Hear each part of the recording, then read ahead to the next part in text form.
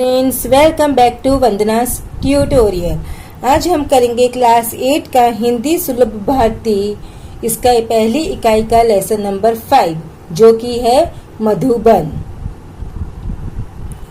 जो अनुराग वर्मा जी द्वारा लिखी गई है।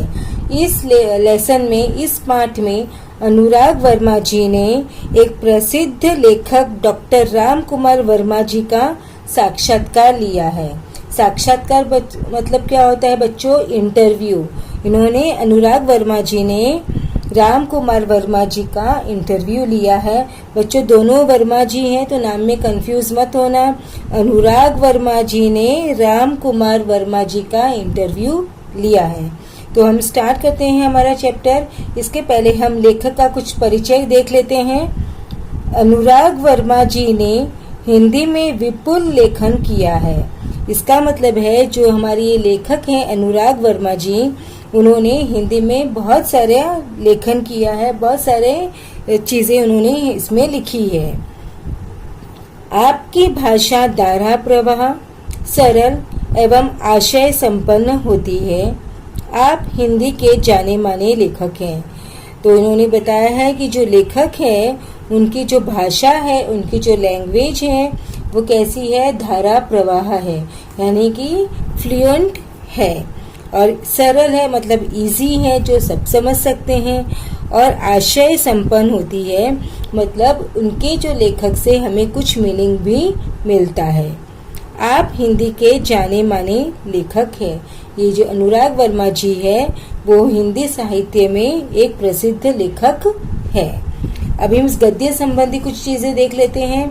जैसे मैंने आपको पहले ही बता दिया है कि ये एक इंटरव्यू है जिसमें हमारी लेखक ने राम कुमार वर्मा जी, जो खुद एक लेखक है, उनका इंटरव्यू लिया है। तो प्रस्तुत पाठ में श्री अनुराग वर्मा ने प्रसिद्ध लेखक डॉक्टर राम कुमार वर्मा जी का साक्षात्कार लिया है।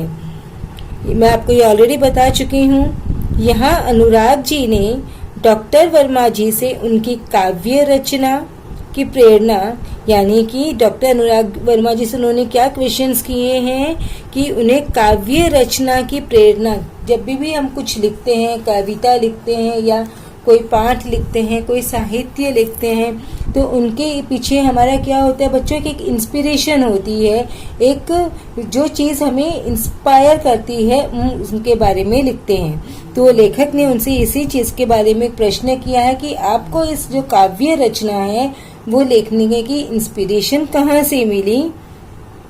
लौकिक पारलौकिक प्रेम, लौकिक मतलब इस दुनिया वाला, जो इस दुनिया में हमारा है, और पारलौकिक मतलब क्या होता है बच्चों? जो इस दुनिया से बाहर है, यानी कि जो जिसे हम कहते हैं हमारे जो भगवान है, इस दुनिया, इस हमारी जिंदगी के बाद वाला जो प्रेम है उसके बारे में। देश की राजनीतिक स्थिति, हमारे जो कंट्री है उसमें जो राजनीतिक स्थिति है, यानी कि जो पॉलिटिकल कंडीशन है, उसके बारे में उन्होंने क्या पूछे हैं? प्रश्न पूछे हैं। डॉक्टर वर्मा जी ने इन प्रश्नों के बड़ी बेबाकी से उत्तर दिए हैं, और डॉक्टर वर्मा जी ने भी उनके जो क्वेश्चंस है, उनके जो उत्तर दिए हैं वो भी बड़ी खुलकर दिए हैं। तो बच्चों इसी वीडियो में आपको इसी चैप्टर का स्वाध्याय भी मिलने वाला है, तो आप वीडियो को अंत तक जरूर देखें। सुबह का समय था। मैं डॉक्टर राम कुमार वर्मा जी के प्रयाग स्टेशन स्थित निवास मधुबन की ओर पूरी रफ्तार से चला जा रहा था, क्योंकि 10 बजे उनसे मिलने का समय तय था। तो लेखक बता रहे हैं कि कौन सा समय था? सुबह का था, यानी मॉर्निंग का टाइम था। और मैं यानी कौन? अनुराग जी, वो डॉक्टर राम कुमार वर्मा जी से प्रयाग स्टेशन स्थित, यानी कि जो डॉक्टर राम कुमार वर्मा जी है वो कहाँ रहते थे? वो प्रयाग स्टेशन के पास उनका घर था, उनका निवास था, यानी कि जो घर था मधुबन, यानी उनके जो घर का नाम क्या था बच्चों? मधुबन था। कि और पूरी रफ्तार से चला जा रहा था, मतलब वो स्पीड से जा रहे थे, तेजी से चल रहे थे, क्योंकि 10 बजे उनसे मिलने का समय तय था। क्योंकि जो इंटरव्यू का जो टाइम था वो कितने बजे था, वो 10 बजे तय किया गया था। और जो लेखक हैं हमारे, वो इंटरव्यू के लिए लेट होना नहीं चाहते थे। वैसे तो मैंने डॉक्टर साहब को विभिन्न उत्सवों, संगोष्ठियों एवं सम्मेलनों में देखा था, परंतु इतने निकट से मुलाकात करने का यह मेरा पहला अवसर था। तो जो लेखक है वो कहते हैं कि मैंने रामकुमार वर्मा जी को पहले भी देखा हुआ है। कहाँ देखा उन्होंने? उत्सवों में, संगोष्ठियों में एवं सम्मेलनों में देखा। यानी जो उत्सव होते हैं, जो प्रोग्राम्स होते हैं, संगोष्ठियाँ यानी कि जहाँ पे चर्चाएं होती है, और कुछ सम्मेलन में, कुछ मीटिंग्स हैं, उनमें उन्होंने उनको देखा था। परंतु इतने निकट से मुलाकात करने का यह मेरा पहला अवसर था, लेकिन मैंने उनको कभी इतने नज़दीक से नहीं देखा था। आज मैं पहली बार उनको इतनी नज़दीक से देखना वाला था। मेरे दिमाग में विभिन्न विचारों का ज्वार उठ रहा था। यानी जो मेरा दिमाग है उसमें विभिन्न मतलब डिफरेंट काइंड्स के जो विचार है, जो थॉट्स है, उनका ज्वार उठ रहा था। यानी कि हलचल हो रही थी, जब कुछ एक्साइटमेंट थी। यानी जब हम किसी को पसंद करते हैं और जो वही हमारे सामने, हम उनके पास मिलने जाते हैं तो हमारे कैसे एक्साइटमेंट होती है, वैसे ही उनके बारे में भी लेखक को एक्साइटेड फील हो रहा था। कैसे होंगे डॉक्टर साहब? उनके जो दिमाग में क्वेश्चंस आ रहे थे कि अब जो डॉक्टर साहब है वो कैसे होंगे, कैसा व्यवहार होगा, यानी उनका नेचर कैसा होगा, उनका बिहेवियर कैसा होगा। उस साहित्य मनीषी का, यानी कि वो जो साहित्य लिखने वाले मनीषी थे, विदुषी थे, यानी उनके जो एक्सपर्ट थे, तो उनका जो व्यवहार है वो कैसा होगा। इन तमाम उठते और बैठते विचारों को लिए मैंने उनके निवास स्थान मधुबन में प्रवेश किया। जो इतने तमाम मतलब ये सारे जो मेरे मन में जो प्रश्न उठ रहे थे और फिर बैठ रहे थे, मतलब जो क्वेश्चंस में आ रहे थे और फिर वो क्वेश्चंस के आंसर्स शायद हमें मिल जाए खुद को ही, तो वो क्वेश्चंस हमारे हम चले जाते हैं और दूसरे क्वेश्चंस हमारे दिमाग में आ जाते हैं। कि जो वही लेखक कह रहे हैं कि जो ये क्वेश्चंस जो आ रहे थे और जा रहे थे, उन क्वेश्चंस को लेकर मैंने जो डॉक्टर रामकुमार वर्मा जी हैं उनके घर की डोरबेल बजाई। काफी साहस करके दरवाजे पर लगी घंटी बजाई। बहुत साहस किया, बहुत हिम्मत जुटाकर मैंने उनकी बेल बजाई। नौकर निकला और पूछ बैठा, क्या आप अनुराग जी हैं? तो वहां से नौकर निकला और उन्होंने क्या पूछा, नौकर ने, कि आप क्या अनुराग जी हैं? क्योंकि जो डॉक्टर रामकुमार जी, शायद उन्होंने अपने नौकर को बता रखा होगा कि जो अनुराग जी है वो उनसे मिलने आने वाले हैं। मैंने उत्तर में सिर्फ हाँ कहा। उसने मुझे ड्राइंग रूम में बिठाया और ये कहते हुए चला गया कि डॉक्टर साहब आ रहे हैं। तो नौकर ने अनुराग जी को कहाँ बिठाया? ड्राइंग रूम में बिठाया और उनको कहा कि आप बैठिए, जो डॉक्टर साहब है वो आ रहे हैं। इतने में डॉक्टर साहब आ गए। अनुराग जी, कैसे आना हुआ? आते ही उन्होंने पूछा। जैसे वो आए तो उन्होंने उनसे प्रश्न किया कि आप यहाँ पर कैसे आए, क्योंकि आप आए हैं तो जरूर कुछ कारण होगा। मैंने कहा, डॉक्टर साहब, कुछ प्रसंग जो आपके जीवन से संबंधित है और उनसे आपको जो महत्वपूर्ण प्रेरणाएं मिली है, उन्हीं की जानकारी हेतु आया था। तो जो लेखक है उनसे कहते हैं कि डॉक्टर साहब, जो कुछ ऐसे प्रसंग है, कुछ ऐसे इंसिडेंट्स हैं जो आपके जीवन से संबंधित है, यानी कि आपकी जो लाइफ से रिलेटेड जो कुछ इंसिडेंट्स हैं और उनसे आपको जो महत्वपूर्ण प्रेरणाएं मिली और जो इंसिडेंट्स हुए उनसे आपको प्रेरणा मिली, उनसे आपको इंस्पिरेशन मिला हो, उसी की मैं जो इन्फॉर्मेशन है वो कलेक्ट करने यहाँ पर आया हूँ। तो डॉक्टर साहब ने बड़ी सरलता से कहा, अच्छा तो फिर पूछिए। डॉक्टर साहब ने भी उनको इजाजत दे दी कि हाँ तो फिर पूछिए क्वेश्चंस जो आप पूछना चाहते हैं। तो पहला प्रश्न उन्होंने पूछा, डॉक्टर साहब, काव्य रचना की प्रेरणा आपको कहाँ से और कैसे प्राप्त हुई? इस संदर्भ में कोई ऐसा प्रसंग बताने का कष्ट करे जिसने आपके जीवन के अंतरंग पहलुओं को महत्वपूर्ण मोड़ दिया हो। तो उन्होंने क्या पूछा कि जो काव्य रचनाएं हैं जो आप लिखते हैं तो उसकी आपको प्रेरणा कहाँ से मिली, उसकी आपको इंस्पिरेशंस कहाँ से मिली, कब मिली और कैसे मिली, ये आप मुझे बताएं। और कौन सा एक ऐसा इंसिडेंट हुआ जिसने आपके जो जीवन को अंदर तक हिला दिया और आपकी लाइफ में एक इम्पोर्टेंट टर्न आया। उत्तर, पहले तो मेरे जीवन में समाज की अंधव्यवस्था के प्रति विद्रोह अपने आप ही उदित हुआ।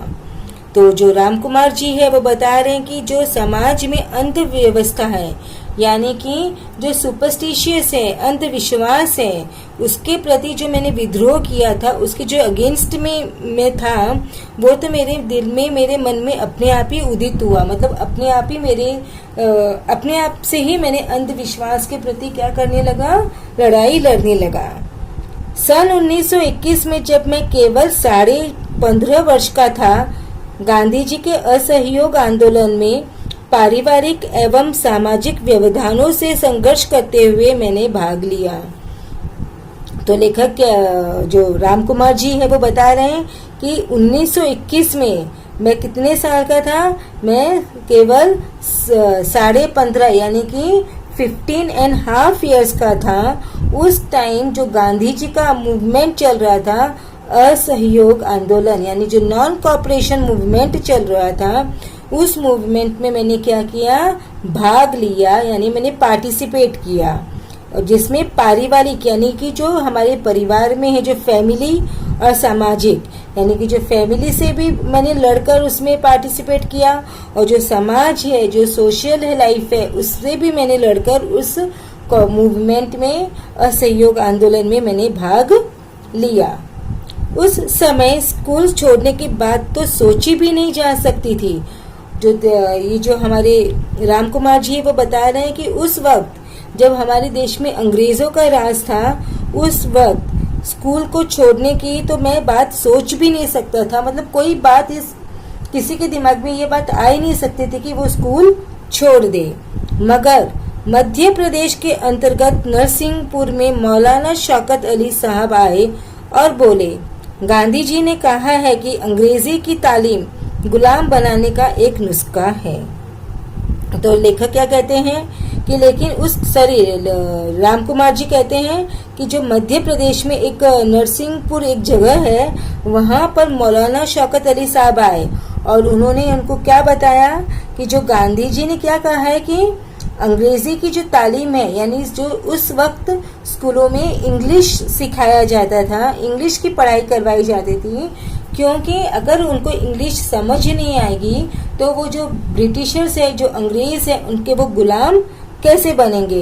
तो वो उनको अंग्रेजी पढ़ा कर उनको क्या करना चाहते थे, अपना गुलाम बनाना चाहते थे। तत्पश्चात आवाज तेज करते हुए कहने लगे, उसके बाद उन्होंने आवाज और अपनी तेज कर दी और कहने लगे, है कोई माई का लाल जो कह दे कि मैं कल से स्कूल नहीं जाऊंगा। उन्होंने जोर से कहा क्योंकि यहाँ पर जो जितने लोग हैं, इसमें कोई ऐसा इंसान है, कोई ऐसे माँ का बेटा कि जो ये कह दे कि मैं स्कूल छोड़ दूंगा और मैं कल से स्कूल नहीं जाऊंगा। मैंने अपनी माँ के आगे बड़ी ही श्रद्धा से स्कूल न जाने की घोषणा कर दी। तो राम कुमार जी बोलते हैं कि मैंने अपनी माँ के आगे साफ बात में क्लियर कट मैंने बता दिया कि मैं स्कूल नहीं जाऊंगा, मैंने ये डिक्लेयर कर दिया।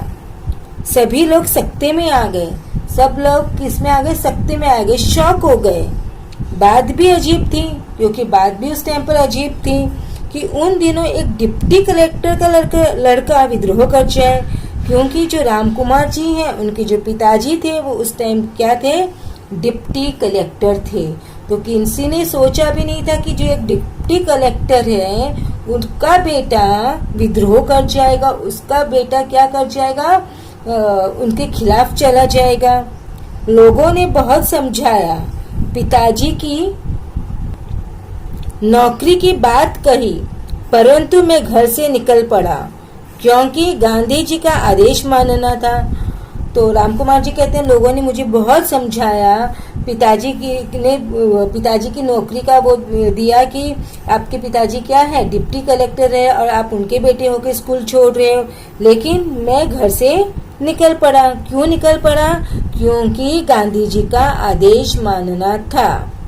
इस प्रकार सर्वप्रथम मैंने सत्य एवं देश के लिए विद्रोह किया। तो राम कुमार जी कहते हैं इस तरह मैंने सर्वप्रथम यानी पहली बार सत्य यानी सच्चाई और देश के लिए मैंने क्या किया? विद्रोह किया। तब तक मैं 16 वर्ष का हो चुका था। अब कितने साल के हो गए थे? 16 साल के हो गए थे, 16 इयर्स के हो गए थे।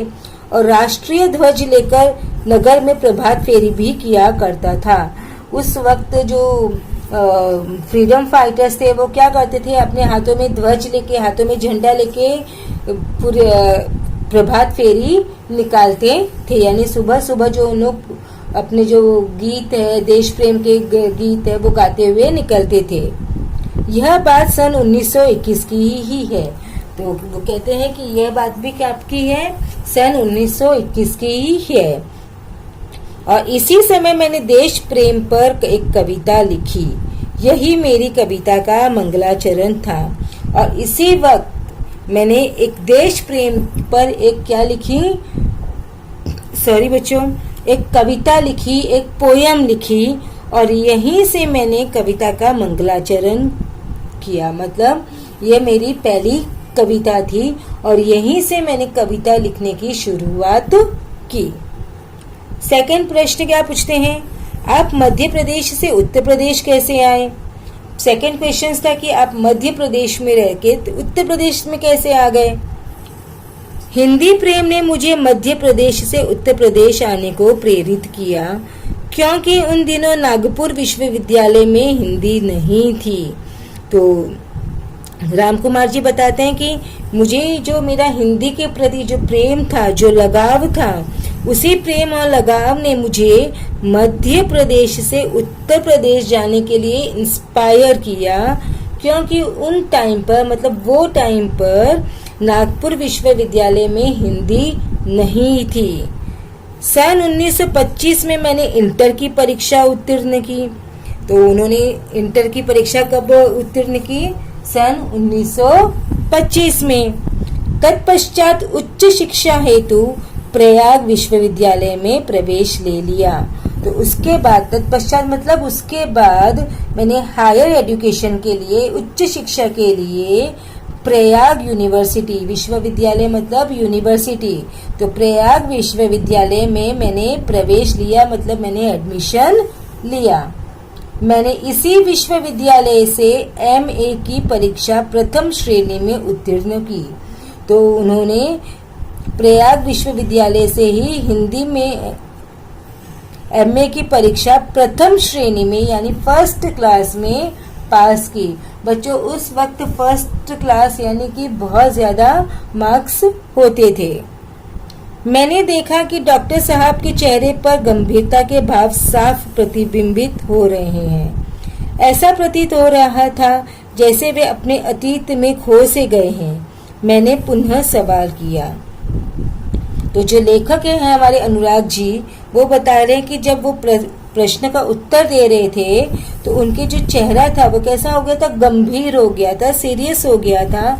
और उनके जो फेशियल एक्सप्रेशंस थे वो कैसे क्या प्रतिबिंबित हो रहे थे, यानी कि फेस पे साफ साफ दिखाई दे रहा था कि जो राम कुमार जी है वो अपने अतीत के को याद कर रहे हैं और उसमें खो गए हैं। यानी वो अपनी जो बातें कह रहे हैं वो उसी बातों में क्या है, खो गए हैं, अपने पुराने टाइम को वो याद कर रहे हैं।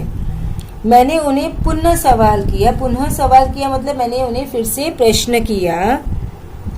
डॉक्टर साहब, प्रायः ऐसा देखा गया है कि कवियों एवं लेखकों के जीवन में उनका लौकिक प्रेम पारलौकिक प्रेम में बदल गया।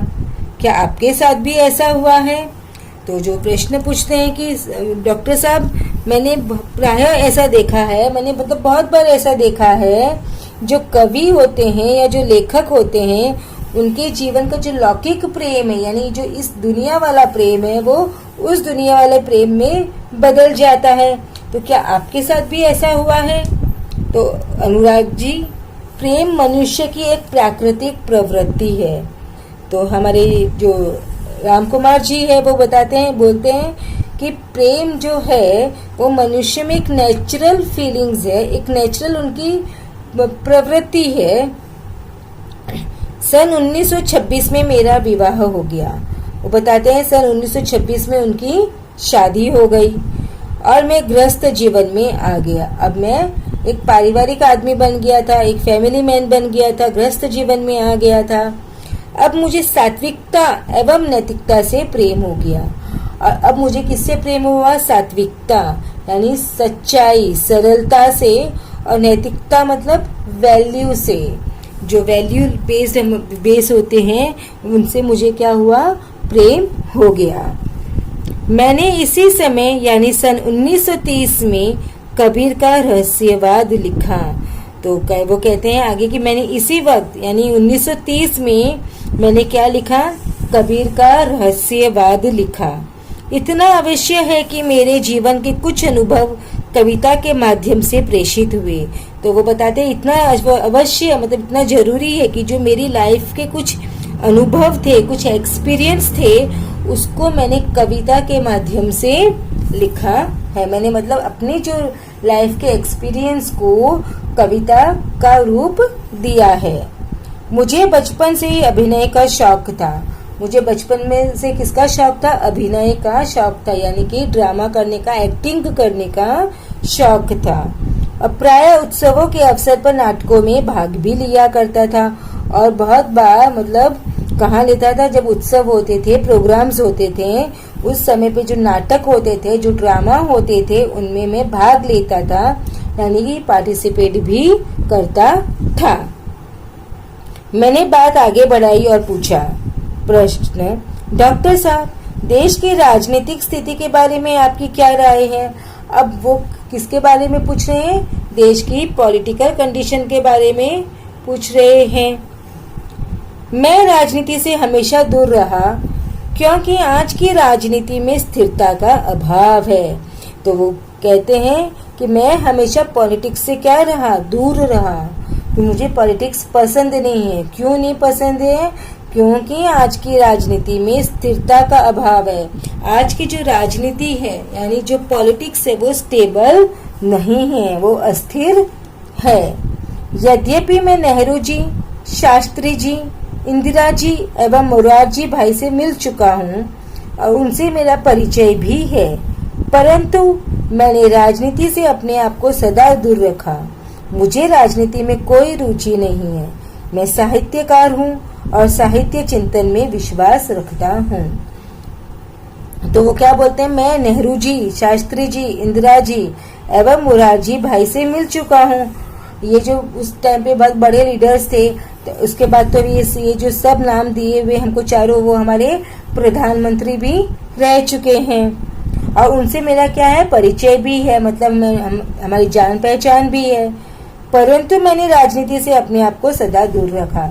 फिर भी मैंने हमेशा खुद को राजनीति से, पॉलिटिक्स से दूर रखा क्योंकि मुझे राजनीति में कोई इंटरेस्ट नहीं है, कोई रुचि नहीं है। मैं क्या हूँ? साहित्यकार हूँ। मैं एक लेखक हूँ, एक साहित्य लिखने वाला हूँ और उसी में मैं उसी के बारे में सोचने में मैं क्या करता हूँ? विश्वास रखता हूँ। इतना कहते हुए डॉक्टर साहब ने घड़ी देखी और बोले, अनुराग जी, मुझे 11:30 बजे एक कार्य से जाना है। तत्पश्चात उन्होंने मुझे एक कुशल अभिभावक की भांति आशीर्वाद देते हुए विदा किया। तो इसके बाद में जो डॉक्टर साहब थे उन्होंने अपनी घड़ी देखते हुए बोले, अनुराग जी, मुझे 11:30 बजे यानी 11:30 को किसी काम से बाहर जाना है। तो उसके बाद उन्होंने मुझे कुशल अभिभावक, एक कुशल जो पेरेंट्स है, जब वो बच्चों को विदा करते हैं तो अपना आशीर्वाद दे के विदा करते हैं, उसी भांति उन्होंने मुझे आशीर्वाद देकर वहां से विदा किया। तो बच्चों, ये जो चैप्टर का एक्सप्लेनेशन था वो अच्छी तरह से मैंने कर दिया है। आई होप आपको समझ में आया होगा। अब हम करेंगे इसका स्वाध्याय। पहला संजय पूर्ण कीजिए। राम कुमार जी के जीवन की घटनाएं, गांधी जी के असहयोग आंदोलन में भाग, 1921 और 1925 इंटर की परीक्षा उत्तीर्ण की। विवाह 1926 और 1930 में कबीर का रहस्यवाद लिखा।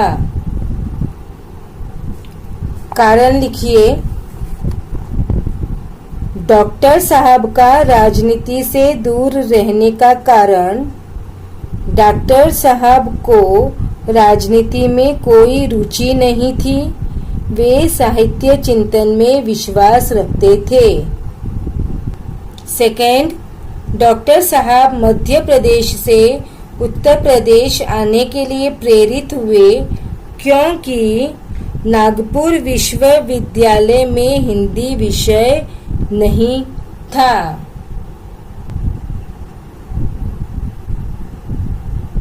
कृति 4, गृहस्थ जीवन में इनसे प्रेम हुआ। सात्विकता, नैतिकता। नेक्स्ट, पाठ में प्रयुक्त भूतपूर्व प्रधानमंत्रियों के नाम: जवाहरलाल नेहरू, लाल बहादुर शास्त्री, इंदिरा गांधी, मोरारजी देसाई। भाषा बिंदु: निम्न शब्दों से कृदंत तद्धित बनाइए। पहला, मिलना, मिलन, शौक, शौकीन, भाव, भावना, ठहरना, ठहराव, देना, देने वाला, बैठना, बैठक, इंसान, इंसानियत, कहना, कहने वाला, घर, घरेलू, धन, धनी। तो बच्चों, इसी के साथ में हमने हमारा चैप्टर नंबर 5 मधुबन स्वाध्याय के साथ में फिनिश किया। अब हम मिलेंगे नेक्स्ट वीडियो में पोयम 6 जरा प्यार से बोलना सीख लीजिए, जो कि रमेश दत्त शर्मा जी द्वारा लिखी गई है, उस पोयम के साथ। तब तक take care and keep watching Vandana's tutorial. अगर चैनल को सब्सक्राइब नहीं किया है तो प्लीज उसे सब्सक्राइब जरूर से कर लीजिएगा। वीडियो पसंद आया तो ज्यादा से ज्यादा दोस्तों के साथ शेयर कीजिए, लाइक कीजिए एंड कमेंट कीजिए। Thank you.